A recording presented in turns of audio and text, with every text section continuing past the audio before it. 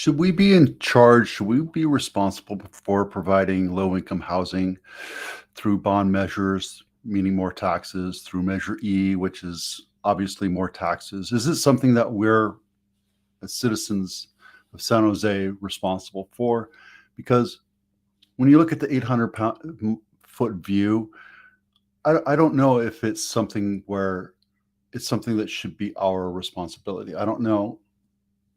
I know that the city gets federal and state grant money for providing for low income housing. But the whole idea behind Measure E just kind of chops my hide. And now we have a new guy who is in charge of um, San Jose's efforts to solve the housing crisis. And it's his job, right? I get it. It's his job, so he's going to do it. He's going to do it to the best of his ability until he's not going to be effective, and then he'll go find something else to do, right? Because it's bureaucracy that's slowing everything down. And I don't know, I want your input on this. Do you think it's our responsibility to provide low income housing out of our coffers, out of our resources that we pay taxes into? And I get it, it's expensive to live here. Well, this is Eric Soliban. He's our new housing director for San Jose. And while we have tons of tiny house projects going on, I don't know if it's something that I just don't. I don't know. I looked into the whole Measure E thing, and they're spending money. Is it wisely? I don't know. I want your opinion on this. This is where it is. This is where I'm at with this. So congratulations to Eric. I'm glad you have a good job. I know that you were working with Tulsa and Denver and Philadelphia. I'd love to have a conversation with you about what your job is. And I look down here, it says, let's take what goes into the development of housing. It's labor, materials, and land, but it's also bureaucracy and permits and overruns and all these other things that make it almost impossible for us to put housing into it. Now they're saying it's $1 million to put one house into play, which is ridiculous because those are cost overruns, those are permits and handouts and all these other things that it's done. There's got to be a low cost solution to this, something that costs maybe $100,000 or $150,000, where we put it in as temporary housing. I'm not sure, but when you somewhere here, I read that it was $1 million per unit that they put in, and that's ridiculous. That's like a non-starter. Why would you even start something like that? It's because the city makes money off of all the permits and planning and all that other stuff, and it's painful for us to watch. Should we provide housing for low-income people?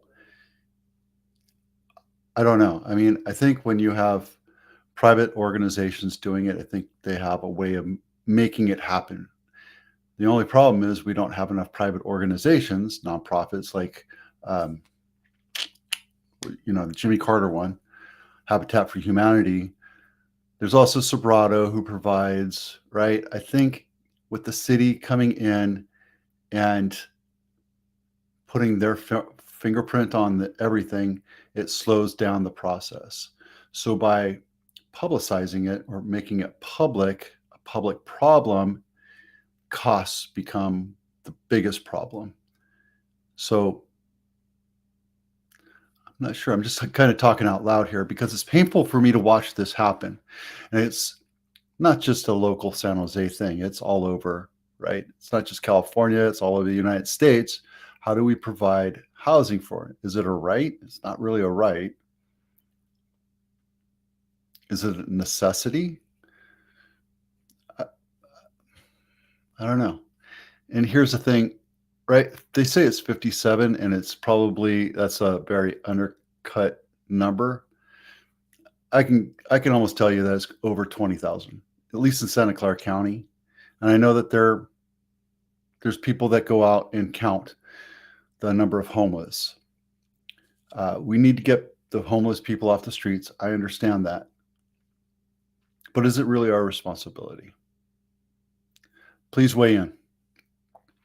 Price reductions in Santa Clara County today. We're like, oh, look at Loma Chiquita went down a whole $1,000. We looked at Loma Chiquita for the last year, I guess. It's been on market 355 days.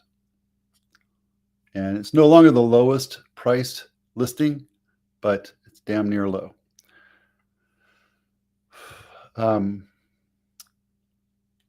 Here's the tactic that I use with a lot of people, especially with my veterans, is that we go in and find houses that have been on market for a little bit, because real estate is kind of like little league soccer. When you have somebody in, when you have the ball in the far right corner, all the kids rush over there and they huddle for it. And then if it goes to the far left corner, then they run over there. And once it becomes not the shiny object, then it loses its issue. And like this one on Shawcroft, just randomly picked it, not my listing, 4-bedroom, 2-bath, 1,500 square feet. It's listed at $1.4 million. It was listed at 1.45. Now, it's been on market almost 70 days. And Shawcroft is not a busy street, but if you look, it's on the corner of Snell and Shawcroft. So that right there automatically lowers the value of it. Is it a nice looking house? Sure. It's a nice looking house. Colors are a little off. Kitchen's very dark.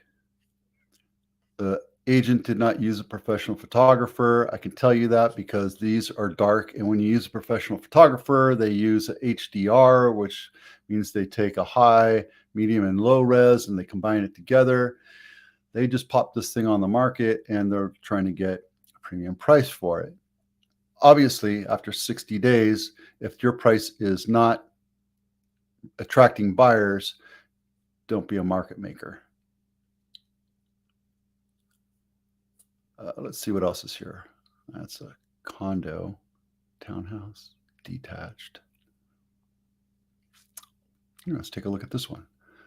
This one is built in 1994, 3-bedroom, 2.5 baths, 1,300 square feet. Not my listing, and it's right by Almaden. And this is a detached house? No, it's not.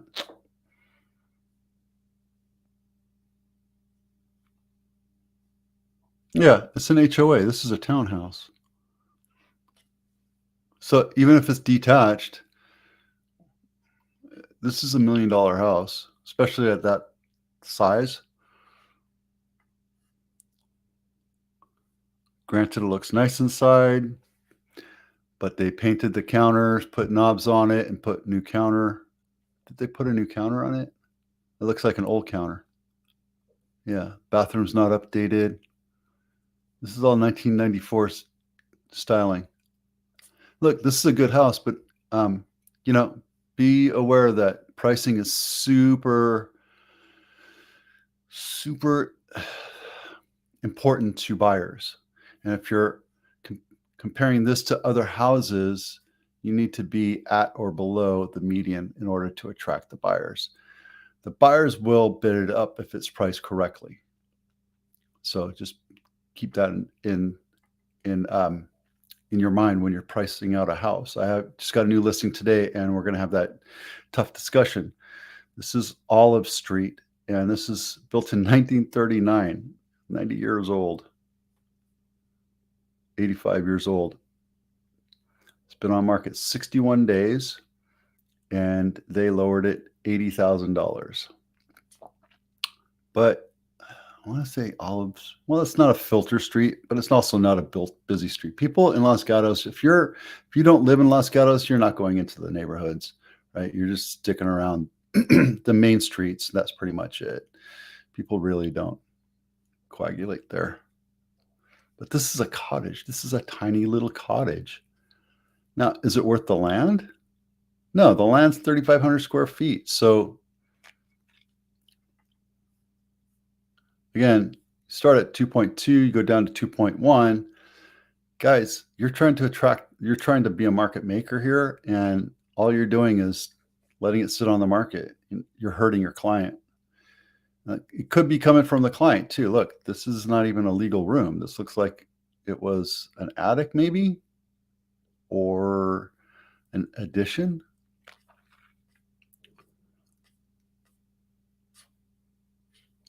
Yeah, the bonus room. The bonus room was a shack. Let's see if we can get it down. Yeah, see, that's your bonus room right there. So that's a storage shed. That's a garage that was converted. That's an ADU. Is it called out as an ADU? Yeah, 228 square feet. Guys, if your house isn't selling in 30 days, then you have a problem. And it's condition, location, or price. I don't know how else to tell you that.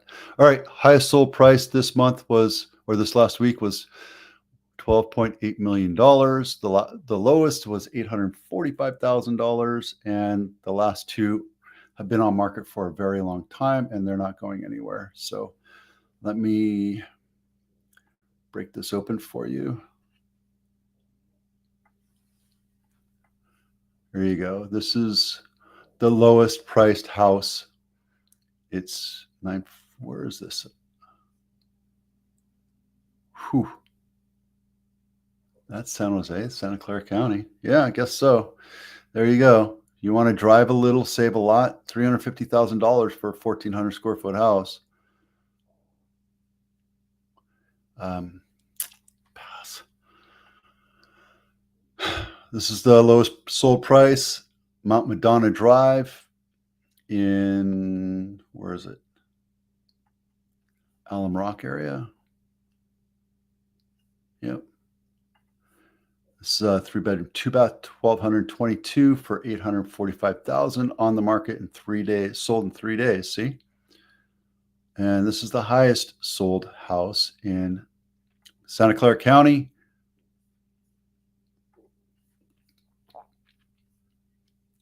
Los Altos Hills, Palo Alto.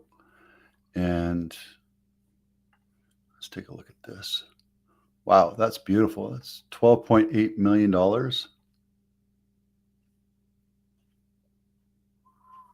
That is gorgeous. Yeah, let me break out my checkbook. That's awesome. Okay, and then the last one is the most expensive one that's still for sale, $40 million. La Vida Real, the real life. Yeah, this is like a Winchester Mystery House. It's just not public. An indoor swimming pool with swim up seats there. That's awesome. Heck yeah. Every boy's dream. Movie theater and a wine cellar. That's gorgeous. All right, there you go. Again, should we be responsible for low income housing? That's something we need to talk about more. Maybe I can talk to Eric and see if he wants to jump on board. Well, thanks for watching. I'm Vito with Abatano. We'll see you out there.